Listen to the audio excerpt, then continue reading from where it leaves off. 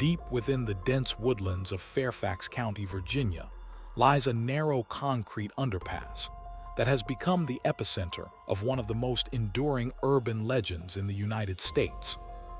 The Colchester Overpass is a single-lane tunnel that cuts beneath the railroad tracks, and it is better known to locals and thrill-seekers alike as the Bunny Man Bridge.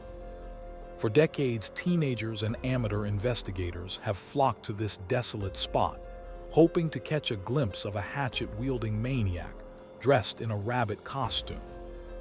While the stories told around campfires are filled with supernatural elements and exaggerated gore, the terrifying reality is rooted in documented police reports from 1970. The true story is not about ghosts, but about a very real and dangerous individual who terrorized a quiet community. To understand the panic that gripped this region, we must look back to the autumn of 1970. Fairfax County was in a state of transition, shifting from a rural farming community into a sprawling suburb of Washington District of Columbia. New housing developments were carving into the ancient forests, and the clash between the old world and the new was palpable. It was a time of social unrest and rapid change, but nobody expected the strange violence that was about to emerge from the shadows. The local police force was accustomed to dealing with traffic violations and petty theft rather than costumed assailants. However, the events of that October would challenge their understanding of criminal behavior and leave a mark on the local history that would never fade away. The first recorded incident occurred on the evening of October 19, 1970, just before midnight. A young Air Force Academy cadet named Robert Bennett and his fiancée were driving home from a football game. They decided to park their car on Guinea Road in Burke to talk for a while. The location was secluded and dark, surrounded by thick brush and towering trees. The engine was running, and the headlights cut through the pitch-black darkness of the lonely road. It was a typical scene for young couples in the area looking for privacy, but the silence of the night was about to be shattered by an act of sudden and inexplicable violence. As the couple sat in the front seat, they noticed movement in the rear-view mirror. Before they could react, a figure lunged from the darkness towards the passenger side of the vehicle. A loud crash of glass exploded into the car as a hatchet smashed through the window. Bennett reacted on instinct and slammed his foot on the gas pedal, causing the car to screech away from the ambush. As they sped down the road, the young couple could hear the assailant screaming at them through the broken window. They did not stop until they reached a busy intersection where they could finally catch their breath and inspect the damage to their vehicle. When the police arrived to take the statement, the details provided by Bennett were bizarre enough to question his sanity. He claimed the attacker was dressed in a white suit with long bunny ears. However, the physical evidence was undeniable. A hatchet was found on the floorboard of the car, where it had landed after shattering the glass. The weapon was real, and the intent was clearly malicious. This was not a harmless prank by a local teenager, but an assault with a deadly weapon. The police report noted the description of the suspect as a white male wearing a white costume with bunny ears, but investigators were initially baffled by the absurdity of the disguise. News of the attack spread quickly through the community, but many dismissed it as a hallucination or a wild exaggeration. The idea of a man in a bunny suit attacking cars seemed too ridiculous to be true. However, the skepticism vanished just 10 days later on the night of October 29th. A construction security guard named Paul Phillips was on patrol at a new housing development on Guinea Road, only a short distance from the first attack. Phillips was a no-nonsense worker, tasked with protecting the site from vandals. As he sat on the porch of an unfinished home, he noticed a figure standing on the porch of a house under construction nearby. Phillips approached the intruder, expecting to find a trespasser or a thief looking for building materials. Instead, he found himself face to face with the stuff of nightmares. The figure was dressed in a gray, black, and white bunny costume and was holding a long-handled axe. Before the security guard could draw his weapon or call for help, the costumed man began chopping furiously at a porch post. The sound of the axe biting into the wood echoed through the empty development. This was not a fleeting glimpse from a moving car, but a direct confrontation with a clearly unstable individual. The intruder stopped chopping and turned his attention to the security guard. According to the police report filed later that night, the man in the bunny suit shouted a chilling threat. He yelled that the guard was trespassing and that if he came any closer, he would chop off his head. The voice was described as young and angry. After delivering the threat, the bunny man fled into the surrounding woods, disappearing into the dense undergrowth. Phillips rushed to a nearby phone to alert the authorities, but by the time the Fairfax County Police arrived, the suspect was long gone, leaving only the scarred wood of the porch post as evidence. By Halloween of 1970, the fear in Fairfax County was palpable. The police department took the report seriously and launched a full-scale investigation. They had 2 independent sightings of a man in a rabbit costume, wielding an axe and threatening citizens. The authorities warned the public to be vigilant and not to confront anyone wearing such a costume. The local newspapers ran headlines about the bunny man, and parents were terrified to let their children go trick or treating. The police set up roadblocks and combed the woods, but the elusive figure had seemingly vanished into thin air. Despite the intense manhunt, the identity of the bunny man was never discovered. The case eventually went cold, and the police files were archived. However, where the official investigation ended, the folklore began. Over the years, the true facts of the case were twisted and embellished by local storytellers. The location of the sightings shifted from Guinea Road to the ominous Colchester Overpass. The single-lane bridge with its dark tunnel provided a much more atmospheric setting for a horror story than a construction site or a parked car. The legend began to take on a life of its own, incorporating elements of classic ghost stories and slasher films. The most popular version of the legend, which emerged years later, created a fictional backstory to explain the presence of the bunny man. This tale claims that in 1904, a bus transporting criminally insane patients from a closing asylum crashed while en route to a new facility. According to the myth, the bus overturned near the Colchester Overpass, and most of the patients were killed. However, 2 dangerous inmates allegedly escaped into the woods. The authorities launched a search and eventually found one of the escapees dead, leaving only 1 man unaccounted for.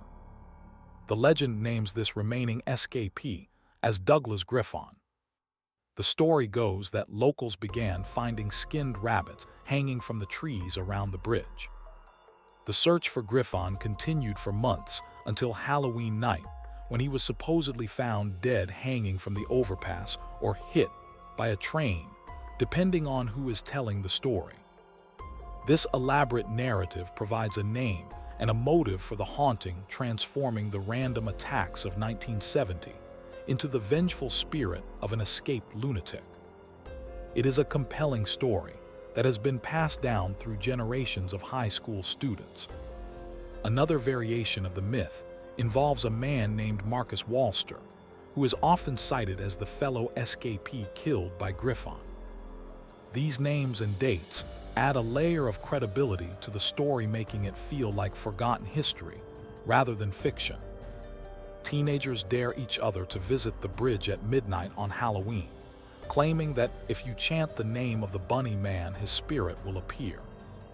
The graffiti that covers the concrete walls of the tunnel serves as a testament to the thousands of people who have visited the site to test their courage against the legend. In reality, there is absolutely no historical record of an asylum in Clifton or a bus crash involving inmates in 1904. Fairfax County Public Library archivist Brian Conley spent years researching the legend to separate fact from fiction. He combed through decades of newspaper archives, court records, and police reports. His findings were conclusive. There was never an asylum in the area, and no such accident ever occurred. The names Douglas Griffon and Marcus Walster do not appear in any census records or criminal databases from that era. Conley concluded that the legend is a classic example of folklore evolving to explain a frightening reality. The true events of 1970 were scary enough on their own, but they lacked a satisfying conclusion. The police never caught the man, and no motive was ever established. The human mind craves closure and explanation, so the community collectively invented a backstory that made sense of the senseless violence. The asylum escapee narrative provided a reason for the madness and a tragic origin for the villain. Despite the thorough debunking by historians, the legend of the Bunny Man Bridge persists. The story has become a cultural touchstone for Northern Virginia. It has inspired independent horror movies, books, and countless YouTube videos. The bridge itself remains a creepy location, especially at night. The narrow tunnel is unlit, and the road curves sharply, preventing drivers from seeing what is on the other side until they are already inside. The acoustics of the tunnel amplify, every sound adding to the eerie atmosphere. The obsession with the legend has caused significant problems for the residents of the quiet neighborhood surrounding the bridge. Every Halloween, hundreds of thrill seekers descend on the area, causing traffic jams and engaging in vandalism.